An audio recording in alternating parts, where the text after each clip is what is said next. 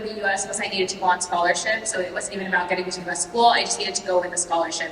So scholarships are granted to you. You don't really have to apply for them. There are external scholarships for sure, but in terms of most schools in the US, they grant you scholarships based on your academics, your uniqueness. It really could be based on anything. I got a scholarship just because I was an international student on top of the academic scholarship I got. So just with how beautiful your application is, they will just give you scholarships. And some advice, from my end at least, is your safety schools and target schools are more likely to give you scholarships than your reach schools. So Baylor was like a safety target for me. It wasn't my reach school, but they gave me a really good scholarship. So that was really awesome. And private institutions are more likely to give scholarships because they're private institutions versus being funded by the government and public institutions. But what advice do you guys have?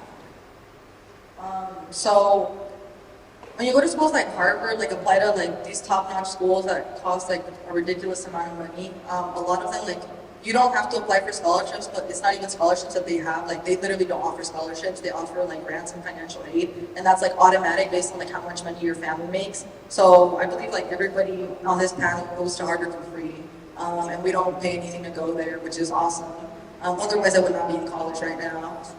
But also in the US, there's like, I think that's probably one of the really good things about the US is there's like millions of scholarships that you can also apply to throughout the course of your time in college. So like every single year I continue to apply for scholarships and keep getting free money, which is awesome.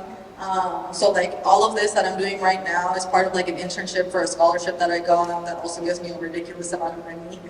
Thank you, Obama. And so like there basically like there's a lot of money there, but if your dream school is a school like Harvard or Yale, you really don't have to worry about scholarships because financial aid and grants are really like kind of what takes over, and their endowments are enormous, right? Like Harvard's endowment is like the biggest in the world, and I don't think anybody can imagine how much money that is. So they have enough to cover your fees, so that way you don't have to worry about it during your time in school. But I will say, as an international student, which I'm assuming most of you guys are not American passport holders, FAFSA is not going to be available to you guys, right? There's something called a CSS profile that you can fill out. It does hinder your chance a little bit of getting into the school, though, and that is just something we have to tell our students because if you're an American, you're need blind. Unfortunately, international students doesn't always work that way at every institution, but yeah, there's always financial aid available. And I do want to add that it is going to hinder your chances of getting into most American schools, but there are schools like Harvard or Yale or Princeton that are actually need blind for international students as well.